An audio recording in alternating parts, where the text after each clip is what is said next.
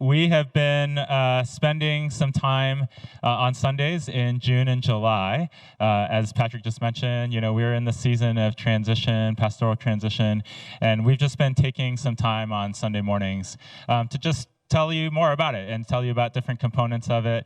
A lot's been going on over several years, really. So this morning, I wanted to kind of take us another step in that direction before we bring Peggy up. So this will take, I was like really, really trying in my mind. I was like, this will be like 5 or 6 minutes. It's not. It's probably like 10 minutes, but we'll see here. But we have talked a lot, or maybe not a lot, but the thing that we have done through the podcast and through other Sunday morning things is we've tried to tell a little bit of the story of just how we're here, right? Like where have we been at as a church, and what has God been doing, historically, what's the story of where we've been at, and we'll continue to do that. The So will continue to be a great place for that, and you can always ask us more and all that. But last week, Danielle did a great job of sort of turning the corner a little bit for us, right? Kind of turning the corner from just where we've been, and Emily a few weeks ago talked about kind of where we are today, and Danielle kind of just turned the corner into looking ahead and looking into the future, and she talked about a lot of the hopes and dreams that a lot of us have for this church and what it could be like. And so if you didn't get a chance to listen to that, everything's online. You can always go back to our page for that and onto YouTube. But one of the main things she said in there that was so critical was that, with all these hopes and dreams that we have, that God has laid on our hearts, what God has given us for that has been something that's been pretty surprising. Surprising for lots of reasons. But what he's given us to kind of move us in the direction of those hopes and dreams is actually like a process, a new approach for how to make decisions, which is like kind of really surprising. Like, why would that be how God moves us towards those things? But it turns out that has been the case. And so you'll hear us talk a lot of times about that process as like pursuing God's will together, which is the title of a book that has been really helpful to us, or shared discernment, or just seeking God together. Lots of different terms like that you'll hear floating around. And they all kind of point to the same idea, that there's sort of this way that God has given us to help us to know how to have him be more and more in charge of what we do. And so we've alluded to that lots. And really, honestly, like for the last 2 years, I have been I've been praying, I've been thinking, I just really, really wanted to start to get into what in the world are we talking about? What is this process? What is that approach that we're talking about? Because we haven't said almost anything about the details of it. And it's just kind of not been time. So it's just been not time to do that until today. So I'm excited. I don't know if you're excited, but I'm excited because it feels like the Lord's finally like, okay, we can talk about what this means exactly. And so I'm just going to do like a very, very, very high level, just kind of give you a little bit of a framework for what that looks like. And so we said that it is something about making decisions. And so I want you to visualize this. I don't have any slides. Okay, there's no slides for this. But I want you to kind of build this thing in your heads with me, okay? Can you do that? Kids, you can do this too, okay? So I want you to picture, first of all, a giant swoosh, okay? Like a Nike swoosh. Okay, does somebody have that? Some of you have that on your body right now somewhere, right? A Nike swoosh. Everybody knows what that looks like, right? Okay, so what is the phrase that you think of when you see that swoosh? Just yell it out. Just do it. Exactly. Everybody said, I think almost everybody said just do it. There might have been other things, so we'd have to talk about that. But just do it, right? This phrase, I've watched enough Nike documentaries to know that, these guys weren't trying to, create some big cultural shift. They were sort of some combination of lucky genius in marketing to sort of capture this ethos of the culture at the time. And it's been about 3 or 4 decades, probably more like 4 decades, since they came up with this. And it really worked, right? Like it really did capture what the culture was about. It was just do it, right? And it worked so well that they accomplished this wonderful, noble goal of selling lots and lots and lots and lots of shoes, right? It worked out great for them. And so, we've been living in that. Like, we've lived in that for a long time, this kind of just do it. And after lots of decades, I think it's fair to say that that is, at best, incomplete, right? I mean, at worst, it might even be really damaging. I think we could all think of ways in which it could be.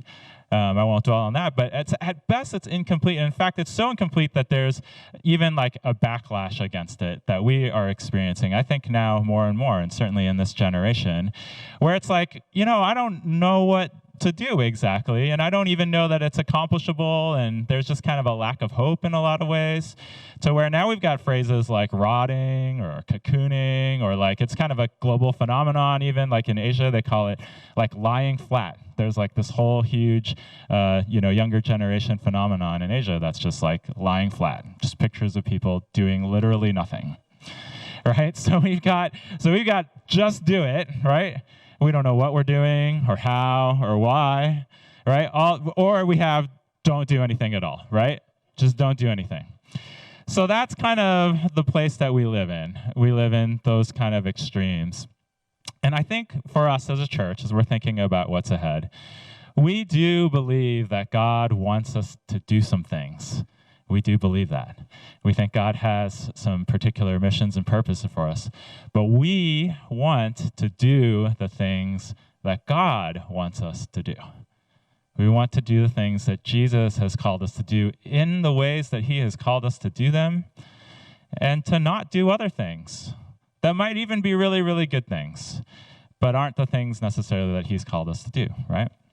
That's what our heart is. We want a church that more and more is led not just by a person or by even people or by structure or by tradition, but is led directly by Jesus himself. We want him to be the head.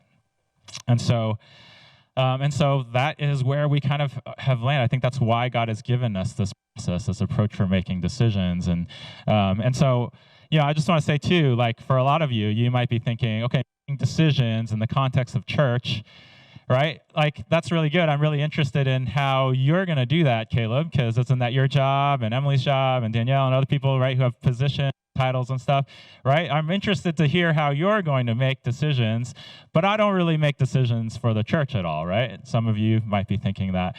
And I just want to say up front, first of all, that you're showing up on a Sunday morning, and how you show up to Sunday morning, who you decide to talk to, how you decide to talk to them, the ways that you decide to serve, where and how, and the ways that you choose to give of your money or of your time in one of our partner ministries, or the ways that you show up to different events or groups or classes, or how you reach out to your friends in church, or how you decide maybe to invite family or friends who aren't part of this church to come or to listen to something that we've produced, or all of those in so many different ways. Each one of us is absolutely making decisions that impact the whole of the church, whether you know it or not, whether you realize that or not. All of those decisions are things that influence and impact the church in some way. And yeah, it's to varying degrees. That's fair. But this process, what we want, one of the things that we really want you to hear about it is that this is for throughout the church, in ways that are appropriate to all those various types of decisions and different groups that are making them. But the basic construct, the basic framework of what we're talking about here that God has given us, we believe is something for every person and in every aspect of how we do church together, okay? And so I want you to take that giant Nike swoosh, okay? So maybe you can visualize it on the screen or like on a big piece of paper. And I want you to not throw it away, but I want you to like shrink it in your head, okay? Can you see it just kind of shrinking to about like cut it down to by about 75%, okay? And just make it kind of float on over to the right, right? So if you're facing this way, it's just floating to the right side of the page. Is that doing that? And then I'm going to just fill in the other part of the page, basically 3 steps or 3 components three buckets, if you will, however you want to think about it or visualize it. Three things that sort of happen before we get to the just doing it part, right? And I'm going to work through them backwards. And again, this is just going to be really, really quick. I could say so many more things about every one of these things. But I just want you to kind of lock in the framework this morning. That's all we're doing, okay?